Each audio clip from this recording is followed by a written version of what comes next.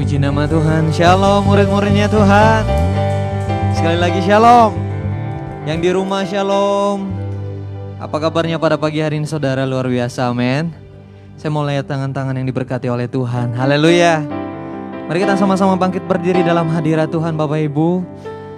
Dan kita mau datang memuji menyembah Tuhan pada pagi hari ini. Kita bawa persembahan kita, pujian kita yang terbaik untuk Tuhan, amin.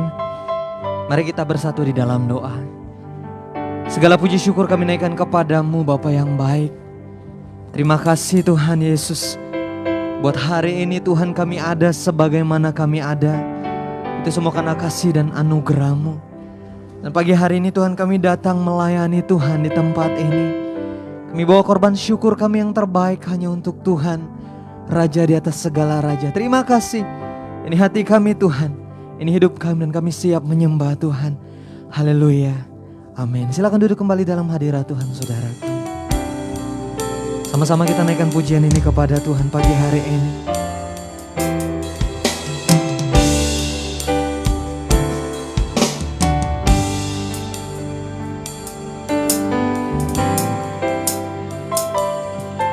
Ku ada sebagai mana ku ada, berdiri menghadap tahta-Mu Bapa. Semua karena anugerah-Mu yang telah selamatkanku. Ku hidup dalam segala kelimpahan, ku layak untuk melayani Tuhan. Semua karena anugerah-Mu tercurah bagiku. Katakan besar, besar anugerah-Mu, berlimpah kasih-Mu. Semakin hari semakin bertambah besar anugerah-Mu. Kita berikan kemuliaan kepada Yesus Tuhan. Katakan ku hidup dalam segala kelimpahan, ku layak untuk melayani Tuhan. Semua karena anugerah-Mu tercurah bagiku. Besar, besar anugerah-Mu, berlimpah kasih-Mu. Semakin hari semakin bertambah besar anugerah-Mu. Lebih lagi katakan, besar anugerah-Mu Tuhan, besar anugerah-Mu, oh, berlimpah kasih-Mu.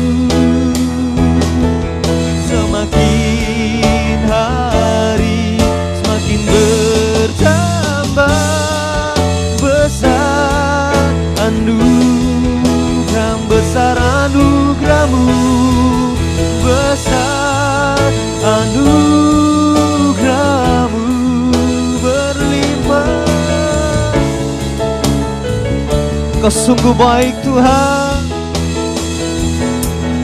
Semakin hari semakin bertambah besar anugerah-Mu. Semakin hari semakin bertambah besar anugerah-Mu. Semakin hari Semakin hari semakin bertambah besar anugerahmu.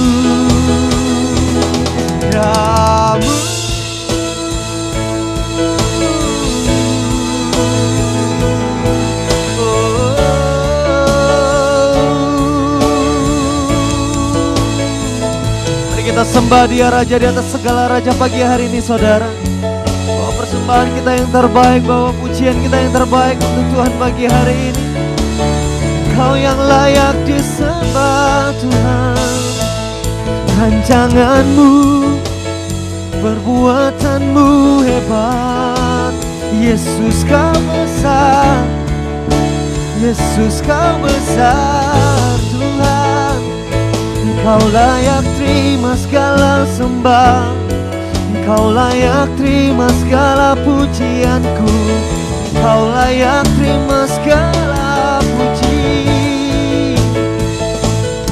Segala sembahku hanya bagimu, Yesus. Ku mau percaya, ku mau percaya padamu. Bawaku lebih dekat lagi, bawaku lebih intim lagi denganmu. Oh, denganmu Tuhan. Kami puji Kau Yesus selama-lamanya, selama-lamanya. Kami sembah, kami puji Yesus, Kau yang terbaik.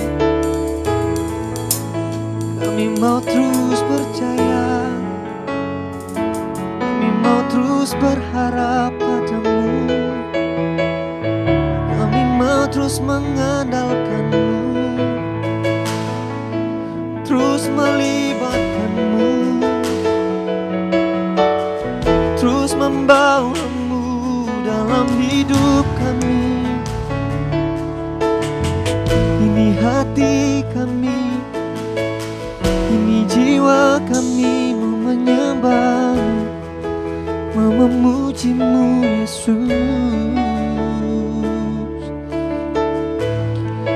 Kau sungguh baik,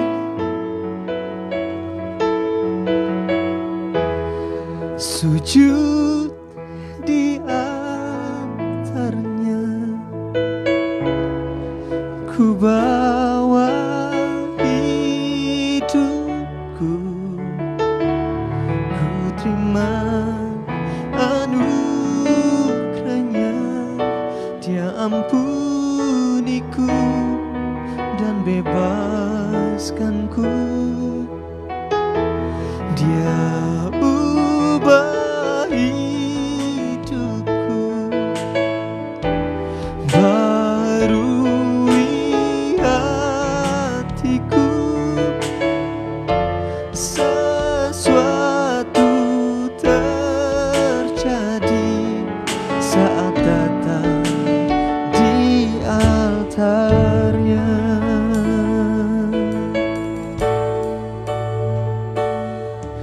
Bila hati terasa berat,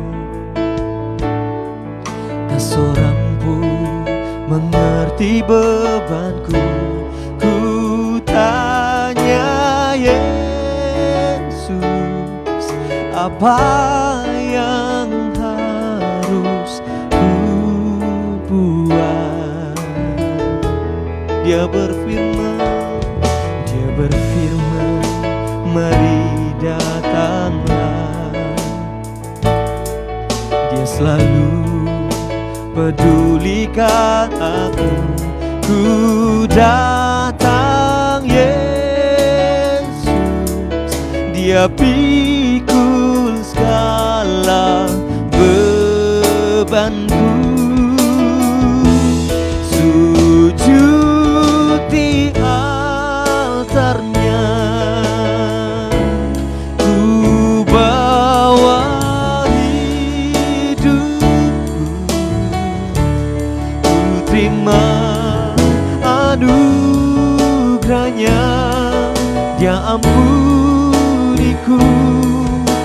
bebaskanku. Dia ubah hidupku, barui hatiku. Sesuatu terjadi saat datang di altarnya. Sambil bangkit berdiri kita katakan sujud, sujud di altarnya. Angkat tanganmu saudara, sembah dia, sembah dia. Oh hidupku, terima kasih Tuhan, Dia ampuniku dan bebaskanku. Dia ubah hidupku, barui hatiku. Sesuatu terjadi saat datang di altarnya.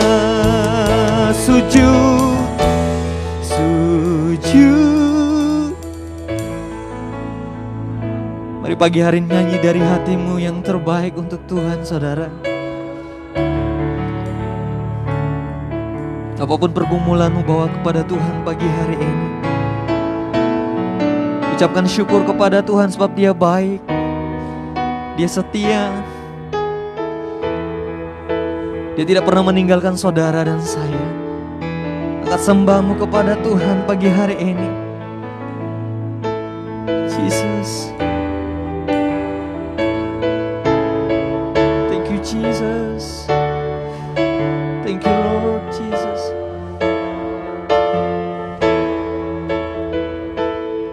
Saat datang di altarnya, sujud, sujud di altarnya. Ku bawa hidup, ku terima anugerahnya. Dia ampuniku dan bebaskanku. Dia ubah hidupku,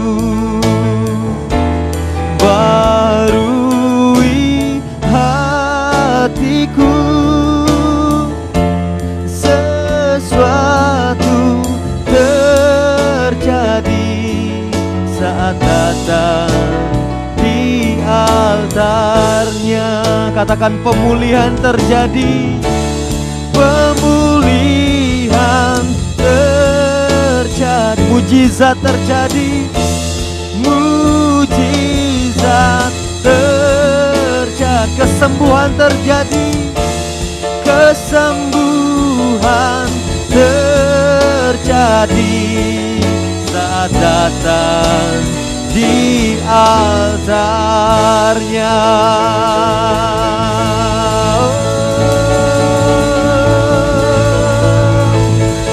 Haleluya, Yesus, haleluya. Kau sungguh baik dalam hidup kami Tuhan. Rancangan-Mu tidak pernah gagal dalam hidup kami. Terima kasih Tuhan buat pagi hari ini kami boleh leluasa memuji menyembah Tuhan di tempat ini.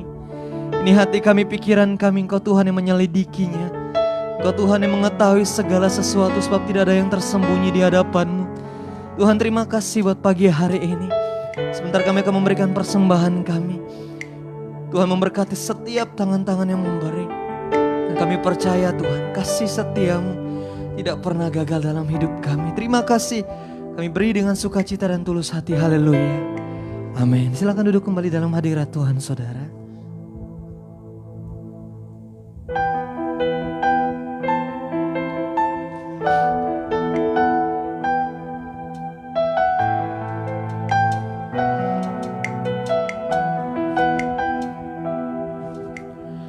Kasih yang mulia tanpa syarat, itulah kasih Bapa surga.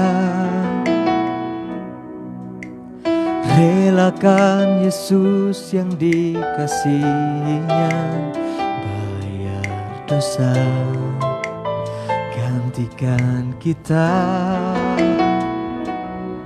Betapa mulia dan berharga pengorbanan kasih sempurna. Tiada dapat tergantikan selain ku berikan hidup ini untuk senangkanmu.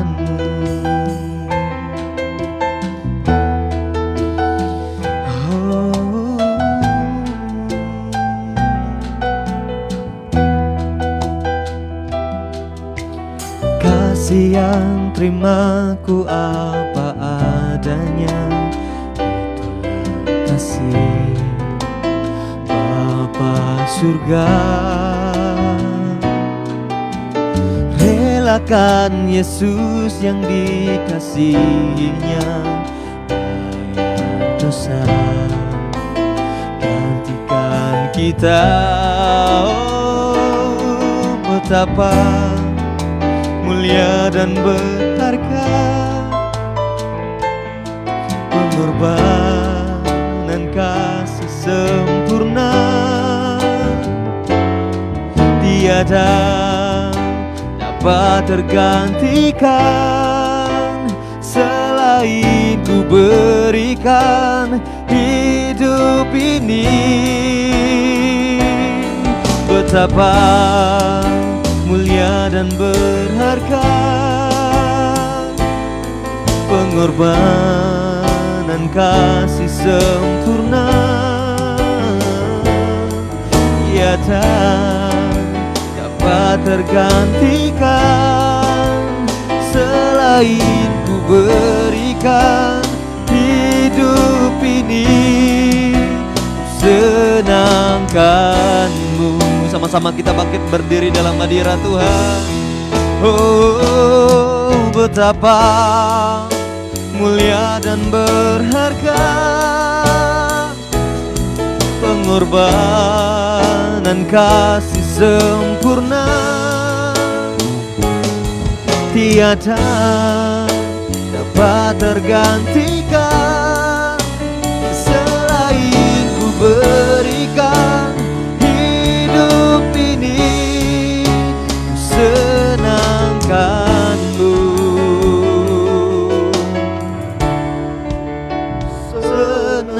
Senangkanmu,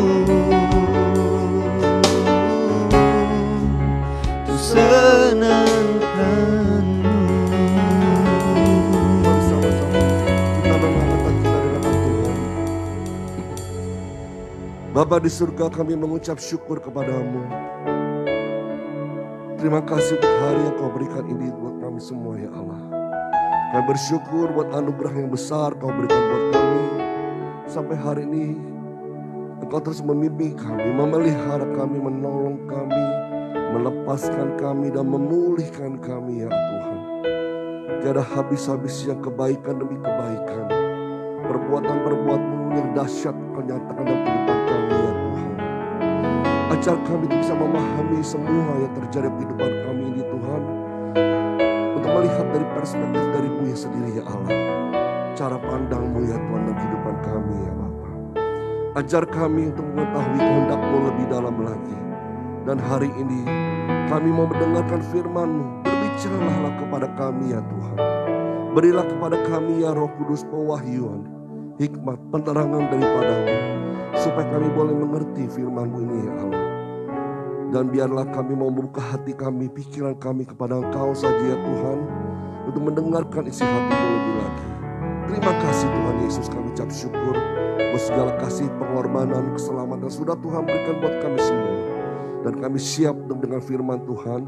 Dan pakailah hamba-Mu ini tidak ada apa-apanya untuk menyampaikan isi hati-Mu ke tengah-tengah umat-Mu ya Tuhan.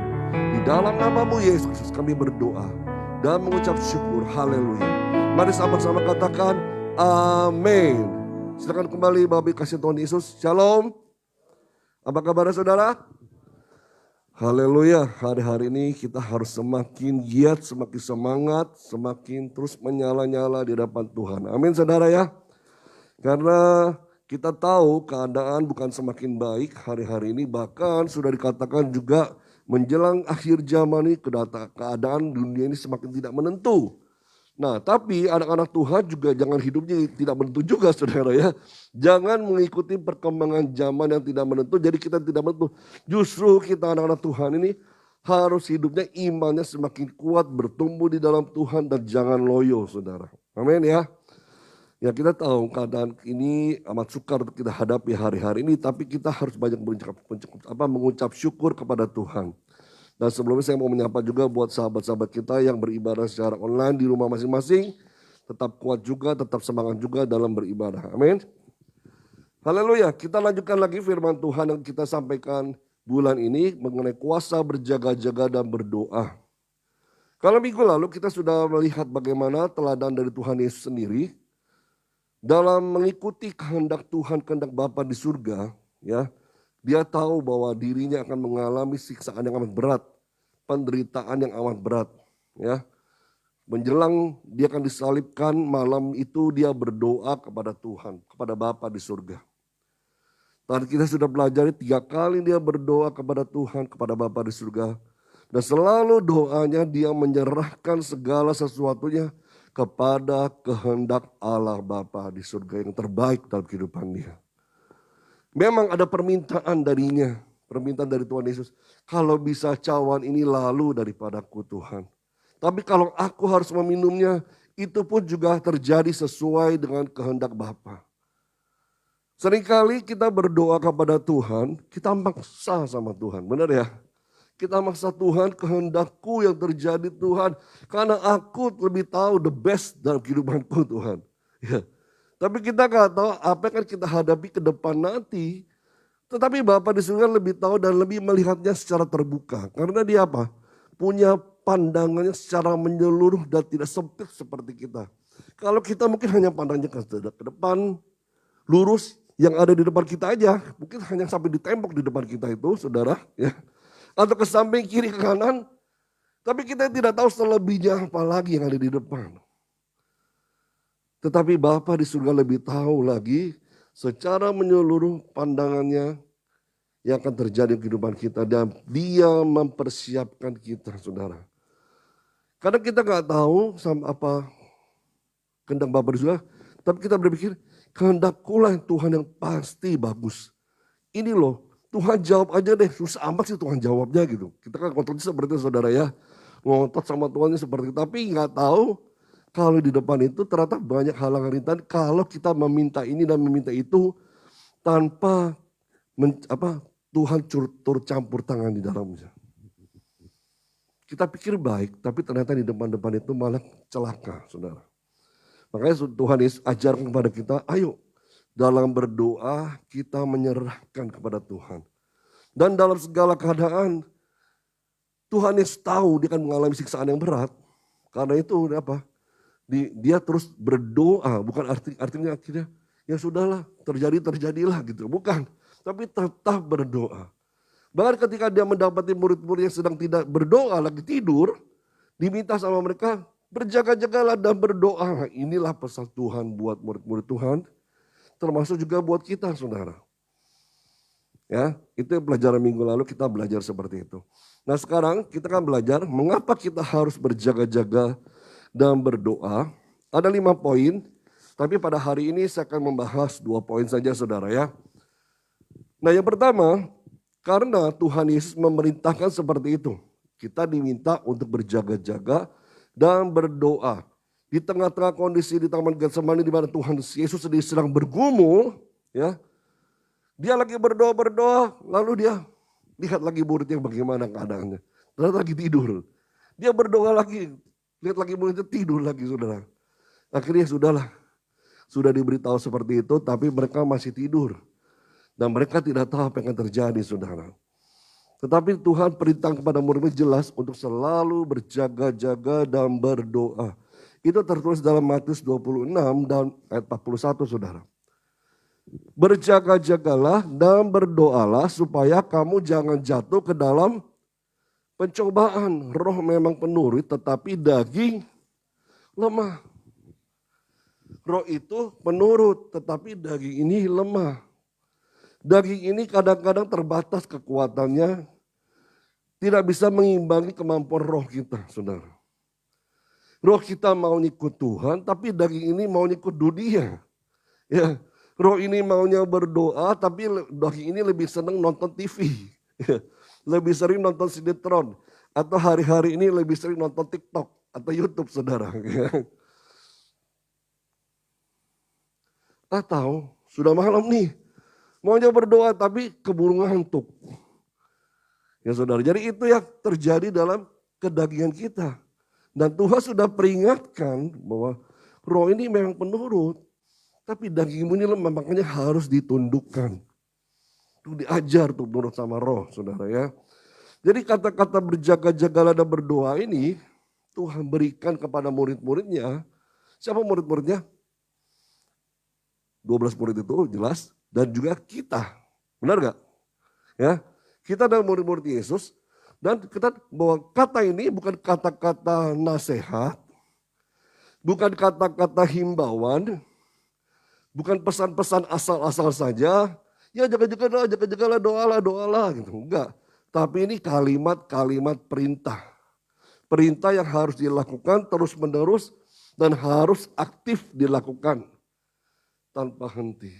Tuhan gak bilang, berjaga-jagalah dan berdoalah dikala kamu lagi susah, dikala kamu punya masalah, dikala kamu lagi punya pergumulan, baru berjaga-jaga dan berdoa. Tapi yang lagi santai, tenang-tenang, lagi sukacita nggak perlu berdoa, nggak seperti itu saudara. Tapi dikatakan berjaga-jagalah dan berdoalah, karena kamu tidak tahu kapan kamu akan jatuh dalam pencobaan. Jebakan-jebakan Batman, saudara, jebakan-jebakan iblis itu banyak di depan kita. Kalau kita nggak berawas-awas, kita mudah sekali jatuh dalam dosa. Ya, saudara. Jadi waktu-waktu ini adalah waktu-waktu yang kalau saudara saat ini mungkin tenang, santai, lebih rileks, justru harus banyak-banyak berdoa. Jangan sudahlah, Tuhan masa nggak ngerti sih? Kita kan lagi senang-senang, lagi santai-santai, nggak perlulah berdoa. Ada waktunya saudara bisa nikmati hari-hari saudara, waktu-waktu saudara dengan keluarga, dengan teman, sahabat, saudara ya. Tapi ada waktu di mana Tuhan minta saudara untuk berdoa sama Tuhan. Ayo, luangkan waktu. Tuhan bilang sama muridnya, tidakkah kau sanggup berjaga-jaga 1 jam saja? 1 jam aja loh saudara. Apalagi kalau saudara jarang ngobrol sama Tuhan. Ya, jadi kayaknya kalau datang sama Tuhan tuh kaku amat saudara ya. Susah amat. Ngobrol sama Tuhan tuh susah. Jadi kita ini diminta orang Kristen, anak Tuhan, murid-murid Yesus itu diperintahkan kalau tidak berdoa, artinya apa? Tidak sedang berjaga-jaga. Jadi lengah dengan keadaan dan mudah mengalami serangan-serangan saudara. Seperti andai kan kalau saudara tinggal di daerah medan peperangan, saya nggak ngerasain Pak gitu. Ini saudara nggak ngerasain di sini. Tapi andai kan saudara tinggal di daerah Timur Tengah, saudara-saudara ya, yang seringkali bergejolak. Apalagi sekarang ini saudara tahu Afghanistan, ya itu mulai bergejolak, sudah diambil alih pemerintahan segala macam, banyak orang kabur dari sana. Itu rasanya seperti apa saudara? Situasi perang yang tidak menentu, tiba-tiba bisa aja datang peluru nyasar saudara ya, atau bom meledak di depan kita, kita nggak tahu. Itu harus kita standby selalu, siap selalu, jaga-jaga selalu.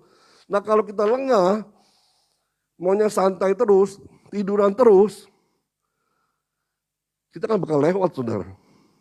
Ya saudara ya, jadi nggak ngalami sesuatu yang spektakuler bersama dengan Tuhan. Tapi kalau kita berjaga-jaga, kita lihat ada kuasa Tuhan, penyertaan Tuhan, kekuatan yang Tuhan berikan buat kita saudara. Dan bahkan kemenangan-kemenangan kita bisa raih bersama dengan Tuhan. Ada banyak di Alkitab contoh-contoh mengenai orang yang selalu berdoa, berdoa, berdoa. Dan dalam doa-doanya Tuhan ingatkan janji-janji Tuhan. Dan terus didoakan, itu terjadi seperti Daniel berdoakan firman Tuhan. Untuk pembebasan bangsa Israel pulang kembali ke tanah perjanjiannya. Walaupun itu sudah dibuatkan Tuhan, Daniel tetap berdoa. Dan itu terjadi saudara. Walaupun dia yang tidak alami ya. Daniel tidak mengalami, tapi bangsanya mengalami pulang. Pulang ke negeri asalnya saudara. Jadi kalau kita lihat ya saudara, di slide berikutnya. Orang percaya itu yang senantiasa berdoa, kan selalu berjaga-jaga atau sadar, artinya selalu siap menghadapi apapun yang akan terjadi. Atau bersiap-siap selalu menghadapi apapun yang terjadi. Jadi selalu jaga-jaga, sadar ya. Jadi artinya siap menghadapi apapun yang terjadi atau bersiap-siap selalu. Situasi kondisi nggak tahu. Hari ini bisa baik, besok kita tidak tahu. Ya tiba-tiba ada kejadian atau peristiwa-peristiwa yang membuat kita, waduh apalagi nih. Justru sebelum apalagi nih saudara ya Tuhan bilang sama kita untuk berdoa, untuk berjaga-jaga selalu. Yang sering terjadi kalau orang Kristen ya saudara ya, kita ya, kalau lagi punya masalah, lagi punya pergumulan, lagi susah, lagi punya sakit penyakit gitu saudara ya, baru mau berdoa, benar ya? Tapi kalau lagi happy, lagi damai, tenang, susah kayak doanya ya. Gitu. Doanya harus dipaksa-paksa, diseret-seret gitu. Ya. Wah ini benar terjadi saudara kalau misalnya, kan kita ada pertemuan doa di Selasa saudara. Saya malam secara online, ya saya nggak tahu, saya nggak menghakimi saudara ya. Mungkin saudara punya waktunya masing-masing. Tapi nggak semua mau ikut. Tapi kalau mungkin ada masalah, pergumulan, yang lagi dipikirin baru mau ikut doa. Nah kita diminta diingatkan tuh, ayo jangan lagi susah doang dong berdoanya. Lagi kamu happy, lagi kamu bersyukur, lagi kamu tenang, lagi kamu relax, ayo doa juga. Supaya apa? Imanmu tetap kuat. Dikala masalah itu datang, kamu tidak menjadi lemah, tidak menjadi gentar, tidak menjadi loyo. Akhirnya engkau down sendiri, stres sendiri, pusing sendiri saudara. Kalau lagi punya masalah, lagi stres, saya rasa lebih banyak orang nggak bisa berdoa. Karena apa yang dipikirinnya itu aja masalahnya terus. Ya, susah untuk berdoa dan menyerahkan seluruhnya kepada Tuhan. Tapi di saat lagi tenang, lagi les, ayo berdoa. Ya, kemarin kami share-share di Komsel secara online saudara ya. Ada satu pernyataan dari anggota Komsel karena itu benar-benar memberkati juga buat ya. Dikatakan dalam 1 Petrus 4 ayat 7 itu dikatakan kesudahan segala sesuatu sudah dekat. Karena itu kuasailah dirimu dan jadilah tenang supaya kamu dapat berdoa. Kadang kalau kita lagi punya masalah hati gak tenang, pikiran kalut saudara, benar ya? Soal duit lah, soal keluarga lah, soal apalagi kerjaan, soal apalah penyakit lah. Tapi kalau kita lagi rileks tenang, ayo. Dan Tuhan minta dalam segala pergumulanmu, kuasai dirimu. Tenang dulu hatimu, baru kamu bisa berdoa. Kalau pikiranmu kacau, susah untuk berdoa saudara. Ya, jadi dikatakan itu seperti itu. Dan dikatakan 1 Tesalonika 5 ayat 6, sebab itu baiklah jangan kita tidur seperti orang-orang lain. Tetapi berjaga-jaga dan sadar. Oke, boleh tidur. Tapi kalau tiba-tiba Tuhan bangunkan engkau untuk berdoa, berdoalah. Ya, berdoa untuk siapa?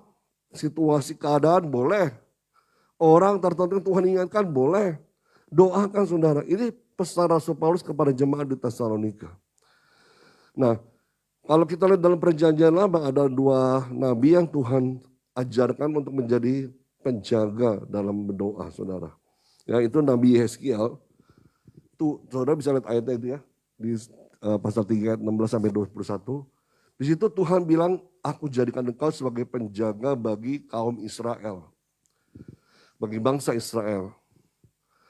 Dan Tuhan bilang kepada Yeskiel, kalau bangsa Israel lagi ada salah, dosa, kasih tahu mereka kalau mereka lagi berdosa, lagi berbuat jahat di hadapan Tuhan, supaya mereka bertobat. Tetapi kalau enggak kasih tahu ke mereka, nggak sadarkan mereka, dosamu kan kau tanggung sendiri. Itu tugasnya Nabi Yeskiel untuk berjaga-jaga bagi bangsa negara, bangsanya Israel. Dan itu dilakukan oleh Yeskiel. Begitu juga Musa. Musa ini, waduh luar biasa saudara. Dia memimpin jutaan bangsa Israel keluar dari Mesir yang begitu banyak sekali pemikirannya, begitu banyak sekali karakter sifatnya. Dan ketegar tengkukannya mereka itu yang membuat kadang-kadang tuh Musa tuh pengennya, ya sudahlah, tapi benar-benar gigih perjuangan Musa sebagai seorang pemimpin untuk membela bangsa Israel, untuk bersyafaat di hadapan Tuhan ketika Tuhan bilang, aku ingin memusnahkan bangsa Israel dari muka bumi ini. Dan aku tunjuk kamu, ya Musa, jadi bangsa yang besar. Waduh, kalau kita seperti itu apa? Waduh, iya ya Tuhan ya, senang ya kita jadi bangsa yang besar.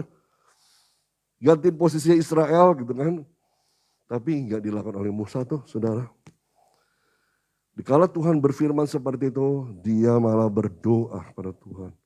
Dia mohon pengampunan dari Tuhan.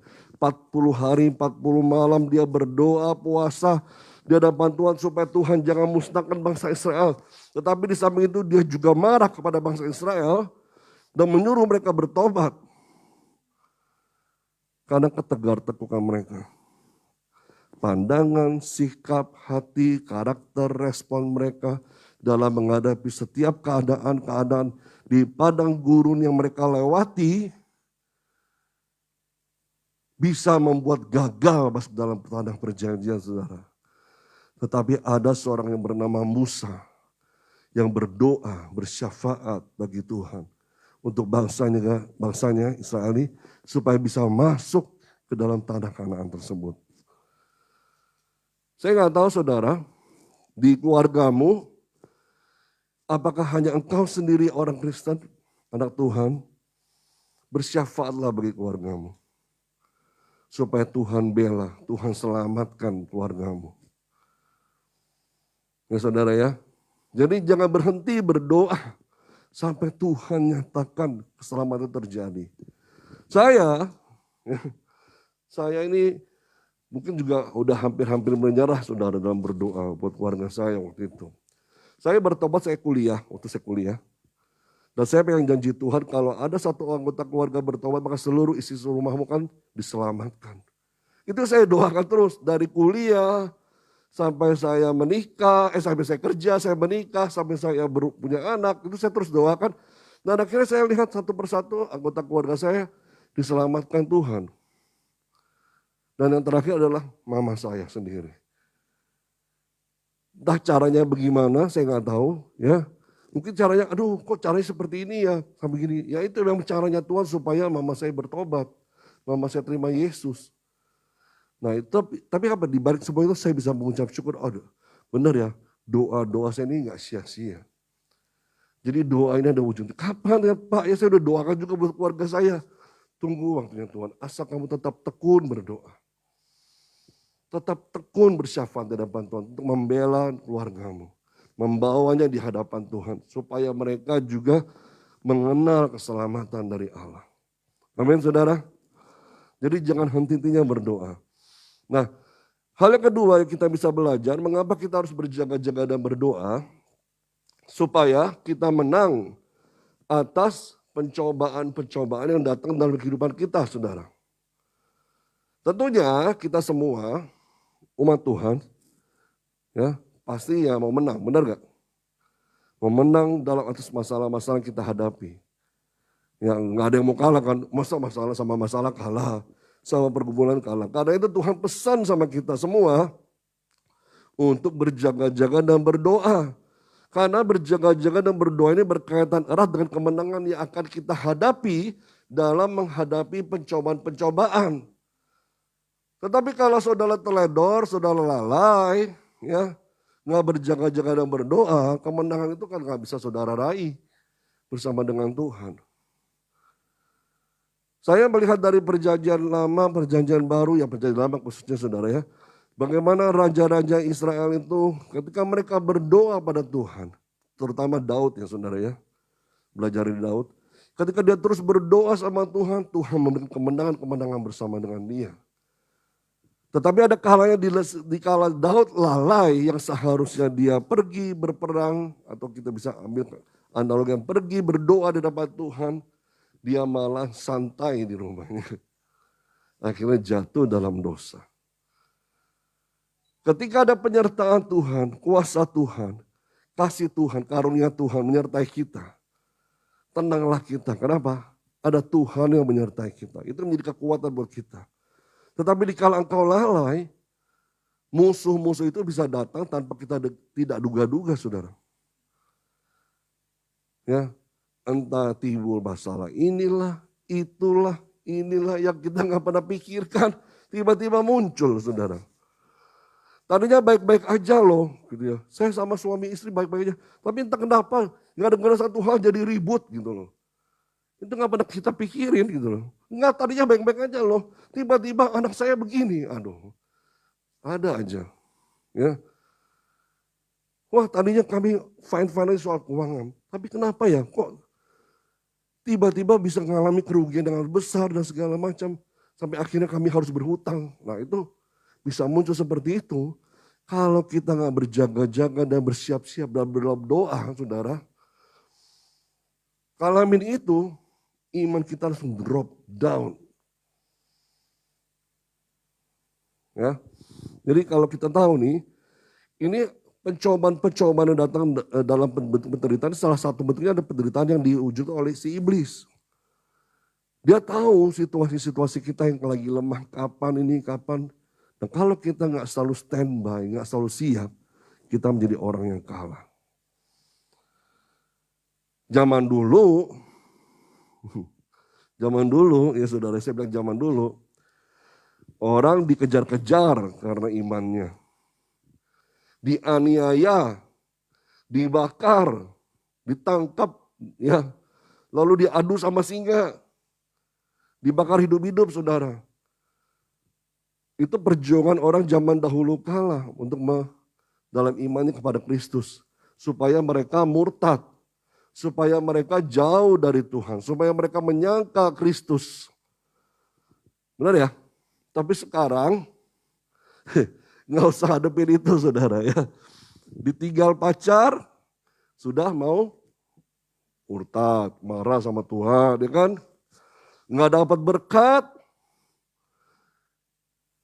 marah sama Tuhan. Kok kasih berkatnya ke orang itu, Tuhan gak ke saya. Lalu bilang udah gak gereja-gerejaan lagi lah. Gak disapa sama Bapak Pendeta, marah juga saudara. Jadi ada banyak hal hari-hari ini yang kita gak duga-duga. Bisa membuat kita memicu kita marah. Membuat kita jadi tergoda untuk berbuat dosa. Dan malah jadi meninggalkan iman kita. Iman kita sudah bangun sedemikian rupa. Jadi runtuh sesaat gara-gara peristiwa-peristiwa yang kita duga. Bisa timbul karena apa? Hati kita gak siap. Respon kita salah. Cara kita bertindak keliru. Gak sesuai dengan firman Tuhan. Yang bertentangan dengan firman Tuhan akhirnya ketika dihadapi dengan segala situasi-situasi yang negatif yang ada di sekitar kita ini yang kurang kita inginkan membuat kita down sesaat. Ya. Memang kalau kita lihat saudara ya pencobaan ini adalah salah satu pekerjaannya iblis untuk menyerang orang percaya. Ya. Tapi kalau kita lihat di balik itu semua ya Tuhan ada bekerja di situ, berdaulat sepenuhnya atas kehidupan kita. Di tengah-tengah pencobaan-pencobaan yang datang, Tuhan tidak tinggalkan kita asal kita terus berpegangan sama Tuhan. Tapi yang jadi masalah ketika pencobaan datang, engkau lepaskan tanganmu dari Tuhan dan biarkan iblis mengobok-obok kita.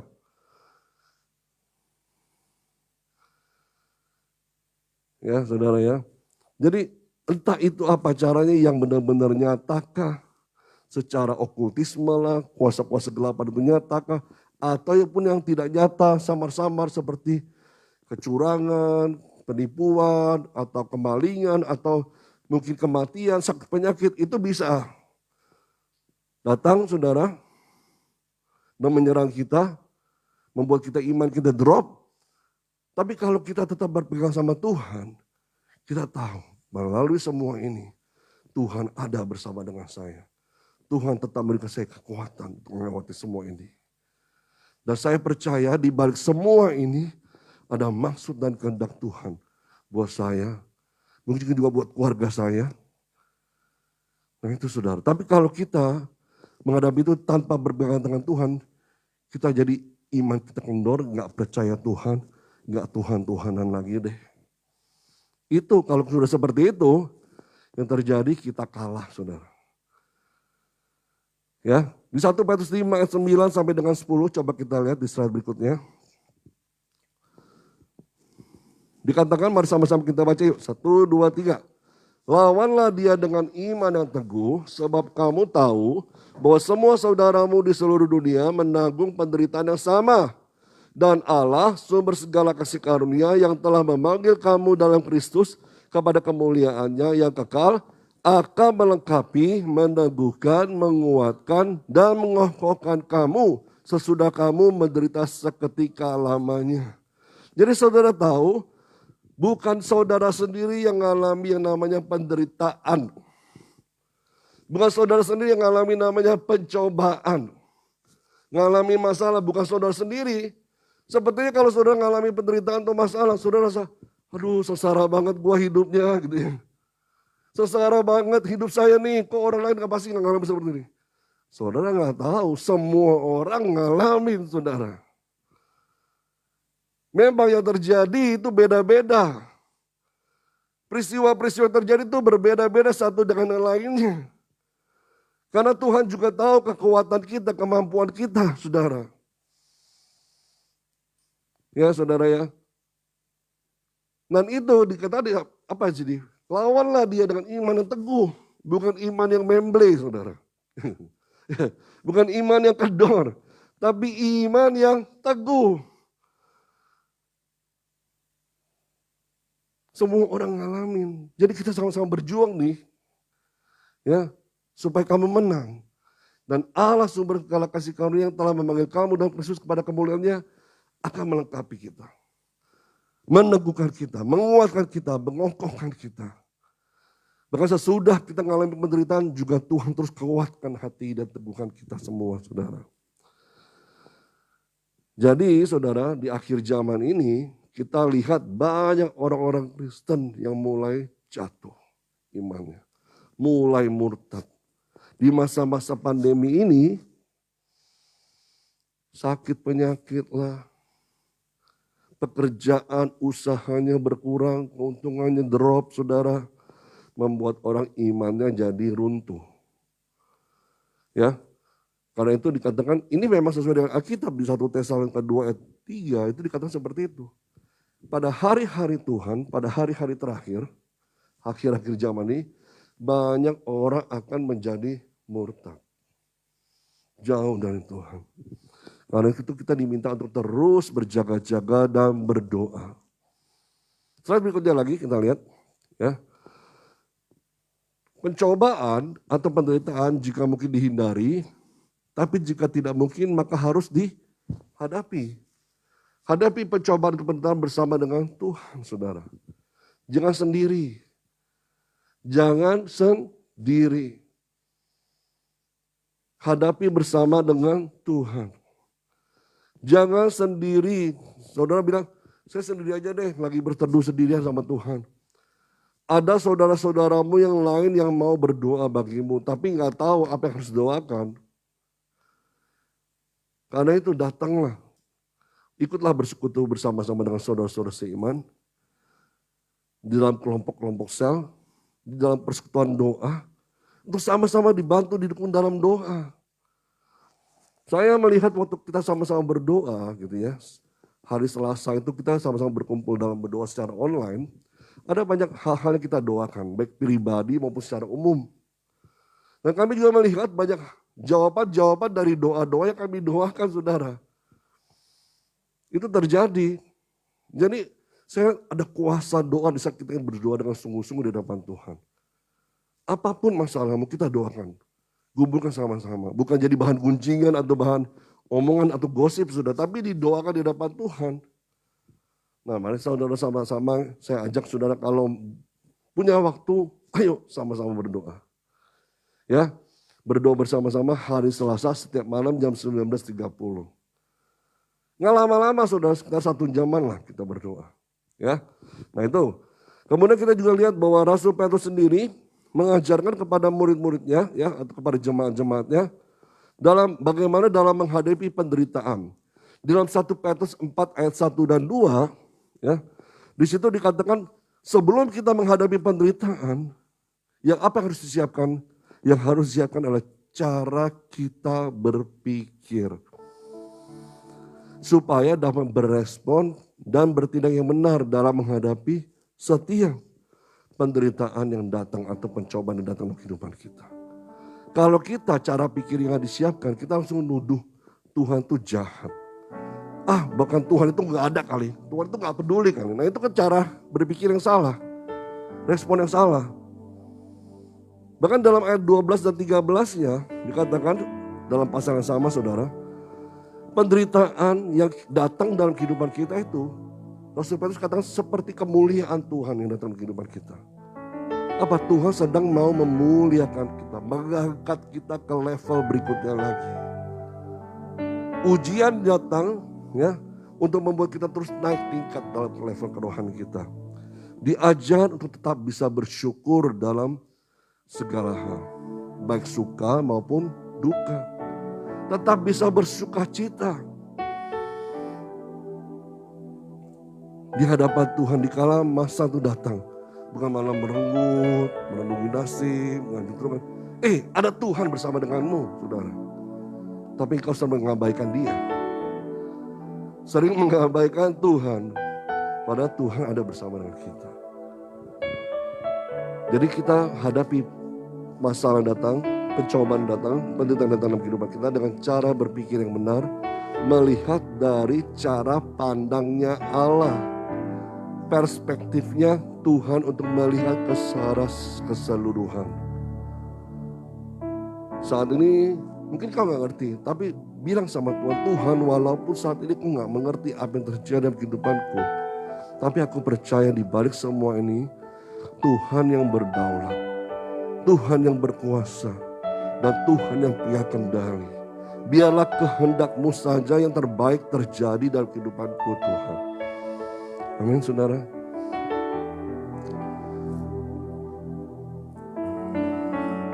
Saya pernah mengalami pemikiran yang salah saudara. Saya berpikir, Tuhan sudah berdaulat ya, sudahlah serahkan semuanya sama Tuhan deh. Nggak perlu doa lagi lah gitu. Toh nanti yang terjadi kehendaknya Tuhan. Tapi ternyata salah saya punya anggapan ini. Saya punya pemikiran yang salah. Karena saya tahu dalam setiap pencobaan Tuhan tetap punya kendali. Saya tahu Tuhan punya kuasa dalam kehidupan saya. Ya, mungkin ada kematian, ada penyakit dan segala macam, ada peristiwa-peristiwa yang terjadi. Tuhan pegang kendali dan kedaulat penuh atas kehidupan saya itu. Saya berpikir, ya sudah apa perlunya doa lagi lah kalau gitu. Tapi ternyata ya pengertian kedaulatan yang saya terima ini salah. Dan saya mulai Tuhan berikan pemikiran yang baru dalam kehidupan saya. Bahwa pengertian kedaulatan Allah itu seharusnya memotivasi saya untuk tetap berdoa. Dan bukannya pasrah sama keadaan. Dan tidak berjaga-jaga dalam berdoa. Karena Allah berdaulat, Allah berkuasa. Sehingga saya harusnya berdoa kepada Allah yang berdaulat berkuasa. Dia mampu melakukan segala sesuatu apa yang kita doakan. Bahkan di dalam Minggu lalu kita sudah belajar di Efesus 3:20. Allah sanggup melakukan lebih banyak dari apa yang kita doakan, saudara. Karena Allah berdaulat, maka dia sanggup menjawab doa-doa kita, saudara. Tapi kalau tidak ada, maka ada kehendak Tuhan di balik pencobaan-pencobaan yang kita alami. Kalau nggak ada jawabannya, nggak ada seperti kita mau, oh Tuhan punya maksud. Seperti tadi loh, yang saya katakan seperti Tuhan Yesus yang membawa kehendaknya juga kepada Bapa di surga. Tapi sekali lagi, kehendakmu saja yang terjadi Tuhan. Kalau bisa cawan ini lalu daripadaku Tuhan. Tapi itu pun atas kehendakmu Tuhan. Tapi kalau cawan ini anggur ini harus saya minum. Itu juga atas kehendakmu Tuhan. Itu artinya apa? Kita mau bersatu dengan Tuhan. Bersatu kepada kehendak Bapa di surga. Membuat iman kita semakin kuat, saudara. Dalam menghadapi setiap pencobaan-pencobaan yang datang. Dalam Matius 6 ayat 13 katakan, janganlah membiarkan kami kehilangan percaya pada waktu kami dicobai. Dalam bahasa Indonesia sehari-hari, saudara ya, versi bahasa Indonesia sehari-hari. Tetapi lepaskanlah kami dari kuasa si jahat. Kalimat lepaskanlah kami dari kuasa si jahat itu artinya apa? Kita beroleh kekuatan dari surga untuk terhindar atau dapat melawan dan mengalahkan si jahat. Dan juga diartikan Tuhan menghilangkan godaan-godaan itu sendiri ketika hal itu terlalu kuat untuk dihadapi. Atau dengan meminta kepada Tuhan agar mengurangi kekuatan pencobaan itu. Atau dengan meningkatkan kekuatan kita untuk melawannya sesuai dengan apa yang Allah lihat untuk kemuliaannya. Jadi kita menyatukan hati kita dengan hatinya Tuhan. Menyatukan pikiran kita dengan pemikirannya Allah. Menyatukan konsep kita dengan konsepnya Tuhan. Sehingga akhirnya kita bisa berkata dalam doa kita, walaupun saya punya seperti ini Tuhan, kembali lagi kepadamu ya Allah. Kehendakmu saja yang terjadi. Dengan begitu kita bisa melewati semua ini dengan anugerah kekuatan kasih karunia Allah. Kita kan bisa melihat di balik semua peristiwa-peristiwa pencobaan yang datang, penderitaan yang datang, masalah yang datang, ada sesuatu maksud dan rencana Tuhan yang terbaik buat saya. Ketika Daud berdoa kepada Tuhan supaya anaknya jangan mati, saudara. Ya, dia kan dikasih abu, dia pakai kain kabung segala macam. Tapi ternyata tetap anaknya mati. Apa Daud marah? Daud raja loh saudara. Tapi dia gak marah. Akhirnya diselesaikan perkabungannya dan dilanjutkan lagi kehidupannya saudara. Dan akhirnya Pak Tuhan berkarya lagi dalam kehidupannya ketika dia mau sungguh-sungguh lagi dekat dengan Tuhan. Ya. Jadi kalau kita lihat juga selain tadi yang A, ya, iman semakin kuat dalam situasi-situasi tersebut. Yang B ini Allah dapat memakai pencobaan sebagai sarana untuk membentuk karakter Kristus dalam diri kita. Supaya kita apa? Memiliki iman yang teguh, kesabaran dalam menghadapi pencobaan. Allah sangat tertarik pada karakter kita loh saudara. Allah sangat tertarik pada karakter kita. Karena itu kita dipanggilnya, kita dibenarkannya, kita dikuduskannya, kita dimuliakannya supaya kita ini semakin hari semakin serupa dengan Kristus. Coba kita lihat di Hakim 3 ayat 1 dan 2 saudara ya. Inilah bangsa-bangsa yang dibiarkan Tuhan tinggal untuk mencobai orang Israel. Kalau Tuhan mau, Tuhan bisa halau itu bangsa-bangsa di luar Israel saudara. Tapi Tuhan biarkan itu ada tinggal di sekitar bangsa Israel. Atau dengan perantara mereka, ya ini semua orang Israel yang tidak mengenal perang Kanaan. Maksudnya hanyalah supaya keturunan-keturunan orang Israel yang tidak mengenal perang yang sudah dilatih berperang oleh Tuhan. Terkadang peristiwa-peristiwa yang terjadi di kehidupan kita sengaja dibiarkan sama Tuhan untuk melatih kita, saudara, mengajar kita, membentuk kita menjadi orang-orang yang kuat, tough, imannya kuat dan tidak gampang tergoncangkan oleh badai pencobaan, badai penderitaan yang datang dalam kehidupan kita. Engkau rasa sudah kuat, tapi Tuhan yang lebih tahu iman kita. Musa yang jadi pemimpin aja pernah jatuh loh. Ketika dia jatuh dalam ketidaksabaran menghadapi orang Israel yang kepala batu, saudara. Ya. Mari kita lihat slide berikutnya lagi di Yakobus 1 ayat 2 sampai dengan 4. Mari sama-sama kita baca ya. 1, 2, 3. Saudara-saudaraku, anggaplah sebagai suatu kebahagiaan apabila kamu jatuh ke dalam berbagai-bagai pencobaan. Sebab kamu tahu bahwa ujian terhadap imanmu itu menghasilkan ketekunan. Dan biarkanlah ketekunan itu memperoleh buah yang matang supaya kamu menjadi sempurna dan utuh dan tak kekurangan suatu apapun. Jadi Allah memakai pencobaan itu untuk melatih kita, membentuk kita. Saudara ya, karena itu kita jalani, hadapi bersama-sama dengan Tuhan yang menjadi kekuatan kita. Slide terakhir, dari ayat yang tadi kita baca, kita belajar seperti ini saudara. Ayat ini mengajarkan kita untuk berbahagia atau bersukacita ketika menghadapi pencobaan. Ayat ini juga mengajarkan kita untuk menyadari ketidakmampuan kita dalam menolak dan mengatasi godaan. Seringkali kita nurut sama godaan ya, ikut godaan. Tapi di sini kita belajar untuk menyerahkan dan menyertakan Tuhan dalam kehidupan kita. Sehingga sangat perlu mengandalkan Tuhan, bukan andalkan kekuatanmu sendiri. Ayat ini juga mengajarkan bahwa pencobaan menjadi sarana pemurnian kualitas iman dan pembentukan karakter Kristus dalam diri kita. Ini dia Tuhan bawa saudara. Dan saat ini waktu kita berdoa, berjaga-jaga di depan Tuhan, Tuhan sedang ajar kita. Karena Tuhan apa? Tuhan perintahkan. Dan yang kedua supaya kita tidak jatuh dalam pencobaan-pencobaan yang datang dalam kehidupan kita. Tetap teguh iman kita bersama dengan Yesus Kristus yang menyertai kita. Amin saudara, mari sama-sama kita berdiri di depan Tuhan. Kita juga mau siapkan diri kita menyambut perjamuan kudus bersama dengan Yesus Kristus. Kita akan satu pujian apapun yang terjadi.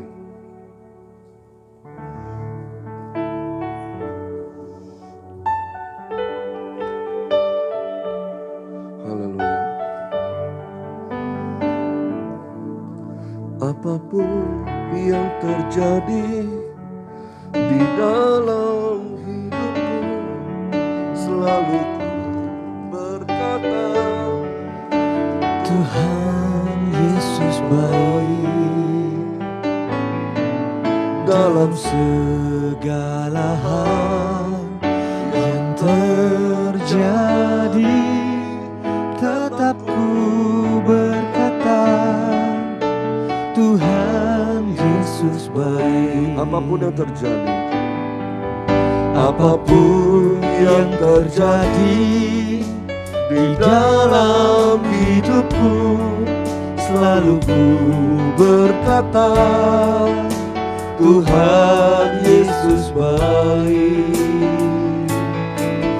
Dalam segala hal yang terjadi, tetap ku berkata, Tuhan Yesus baik. Ku sembahkan,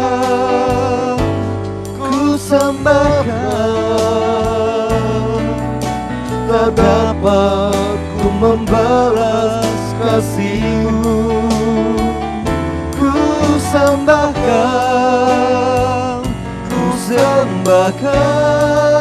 Bapa, ku rindu selalu menyenangkan. ku sembah Kau Tuhan. Ku sembahkan, tak dapat ku membalas kasih-Mu. Ku sembahkan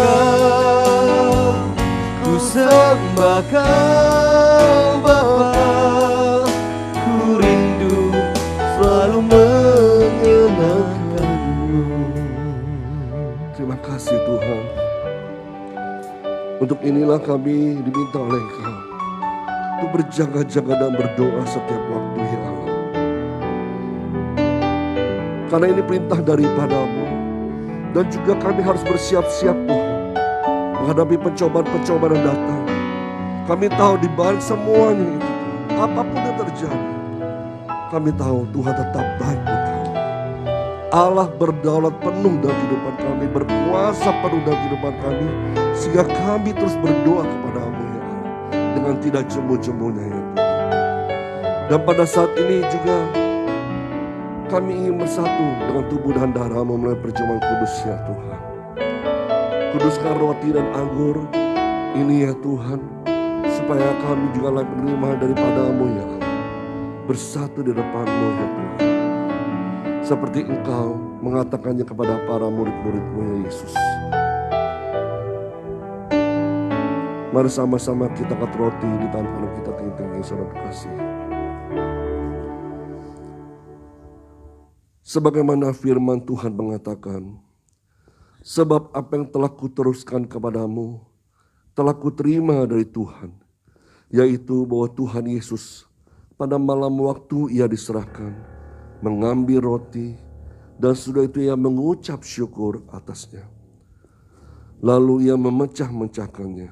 Mari kita angkat roti di tangan kanan kita tinggi-tinggi. Dan ia berkata, inilah tubuhku yang diserahkan bagi kamu. Perbuatlah ini menjadi peringatan akan aku. Bukankah roti yang kita angkat ini sebagai lambang dari tubuh Kristus? Mari kita makan roti ini bersama-sama di dalam nama Tuhan Yesus Kristus.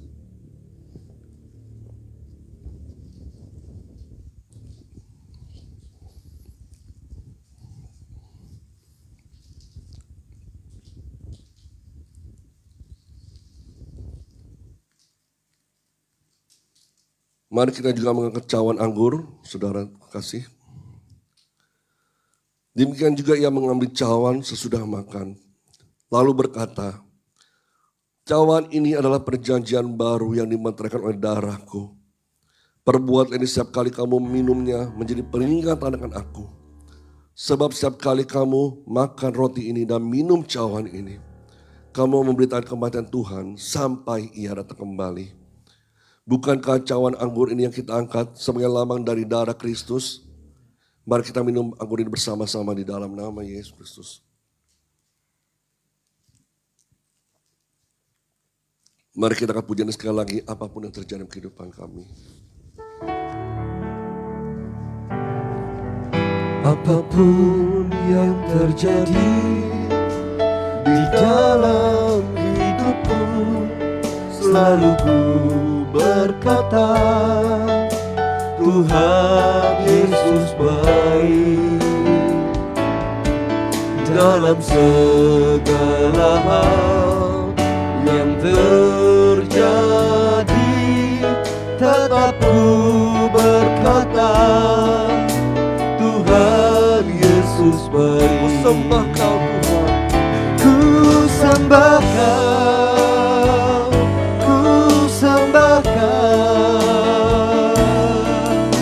Tak dapat ku membalas kasih-Mu. Ku sembah Kau, ku sembah Kau Bapa. Ku rindu selalu menyenangkan. Ku sembah Kau Tuhan. Ku sembah Kau, ku sembah Kau. Tak dapat ku membalas kasih-Mu. Ku sembah Kau, ku sembah Kau Bapa.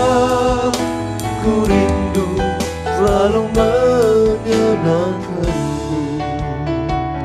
Terima kasih Tuhan Yesus. Pengorbanan-Mu yang begitu besar. Kasih-Mu yang Kau tunjukkan buat kami Tuhan. Untuk selalu mengingatkan kami mengikuti teladan-Mu ya Allah. Kami mau terus berjaga-jaga dan berdoa di hadapan-Mu seperti yang Kau perintahkan Tuhan. Dan juga kami bisa menang atas segala pencobaan-pencobaan yang datang. Karena kami tahu di balik semua hal yang terjadi di kehidupan kami, tidak ada yang kebetulan. Tapi ada rencana Tuhan yang indah buat kami semua. masa depan yang penuh harapan, masa depan yang berkemenangan Engkau berikan buat kami ya Tuhan. Dan kami raih bersama-sama dengan Engkau sampai akhir hayat hidup kami ya Tuhan. Hanya di dalam nama-Mu Yesus Kristus kami berdoa mengucap syukur. Haleluya. Mari sama-sama katakan amin. Silakan kembali Bapak kasih Tuhan Yesus.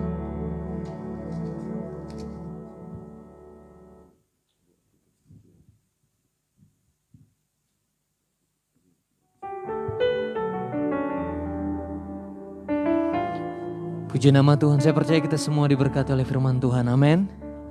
Haleluya. Kita akan mempersiapkan persembahan kita yang kedua, saudara. Dan nanti setelah ibadah baru persembahannya serahkan di kantong yang ada di belakang, saudara. Haleluya. Mari kita bersatu di dalam doa. Kami mengucap syukur atas kasih karunia-Mu. Kami mengucap syukur atas kebaikan-Mu. Terima kasih untuk kesetiaan-Mu. Terima kasih buat firman-Mu Tuhan, yang kami boleh dengar pada pagi hari ini. Rancangan-Mu tidak pernah gagal dalam hidup kami Tuhan. Dan rancangan-Mu yang terbaik itulah yang terjadi dalam setiap kehidupan kami pribadi lepas pribadi. Terima kasih buat pagi hari ini Tuhan. Bagimulah segala pujian, hormat, kemuliaan dari selama-lamanya sampai selama-lamanya. Di dalam nama Yesus Kristus kami mengucap syukur. Amin. Kita akan menyaksikan Yasin News. Selamat menyaksikan, Tuhan Yesus memberkati.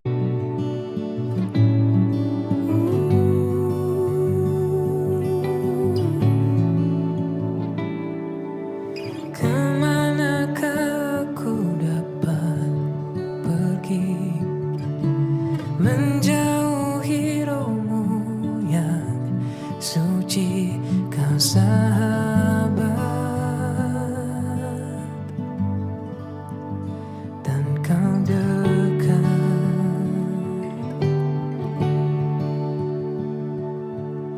Bahkan seluruh pengabdianku tak bisa membalas kesetiaan-Mu, sungguh mulia dan berharga.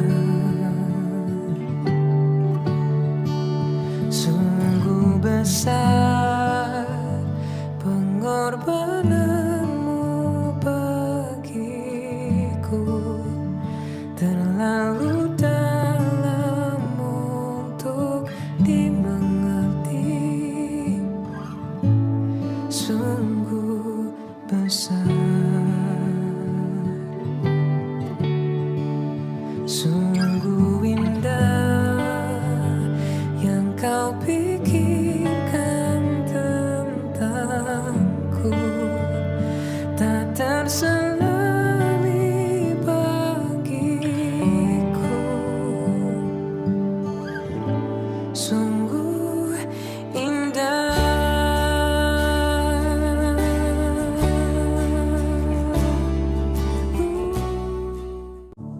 Ya, sebelum kita memasuki doa syafaat saudara, izinkan kami bertanya, adakah yang baru pertama kali hadir beribadah di tempat ini?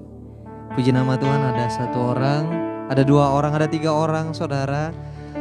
Kita berikan tepuk tangan untuk Tuhan. Selamat datang Bapak Ibu Saudara. Jika Bapak Ibu Saudara tidak memiliki tempat beribadah yang tetap, boleh bergabung bersama dengan kami di minggu-minggu selanjutnya ya Bapak Ibu Saudara.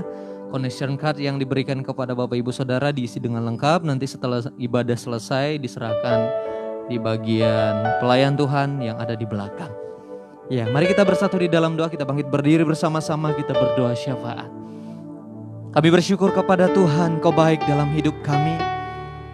Terima kasih Tuhan Yesus untuk firman-Mu yang boleh kami dengar bersama-sama di tempat ini, yang boleh menguatkan kami, yang boleh memberkati setiap kami Tuhan.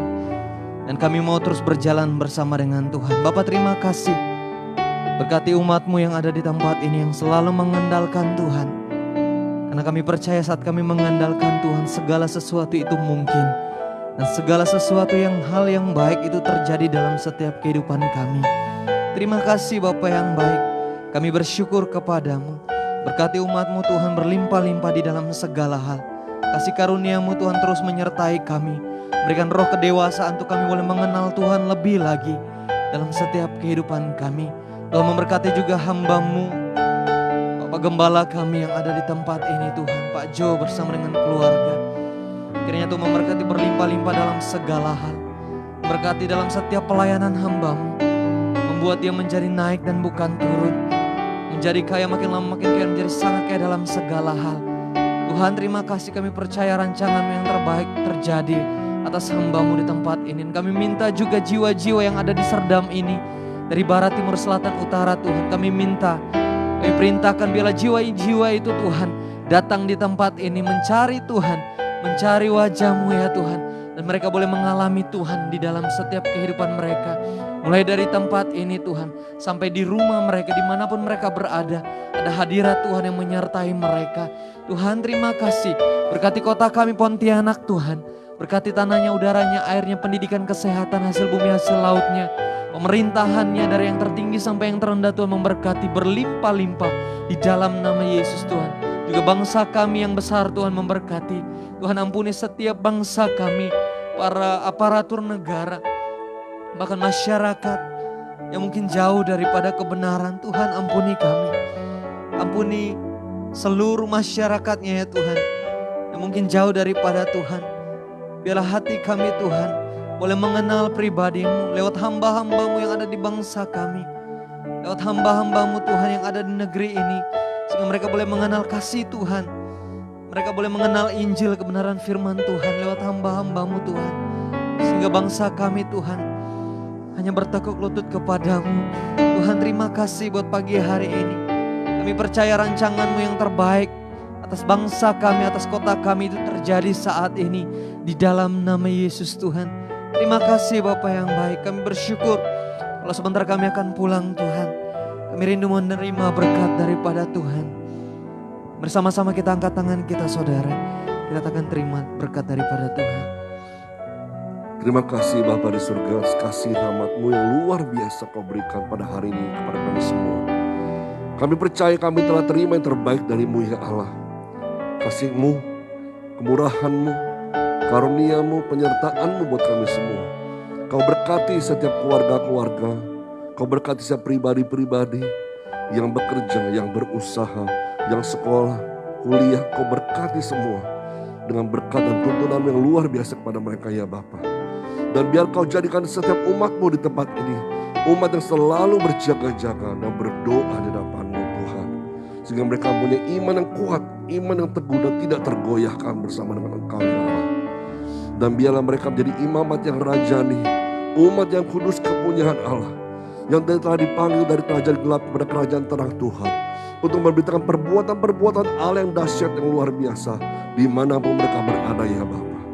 Dan biarlah berkat dari Allah Bapa, kasih Tuhan Yesus Kristus, dengan kuasa Allah Roh Kudus menyertai kita semua dari sekarang sampai selama-lamanya, sampai Tuhan Yesus datang kedua kalinya menjemput kita semua di awan-awan yang permai. Kita semua telah diberkati Tuhan, sama-sama katakan amin. Selamat siang, selamat hari Minggu, Tuhan Yesus berkati, dan salam sehat selalu saudara. Haleluya.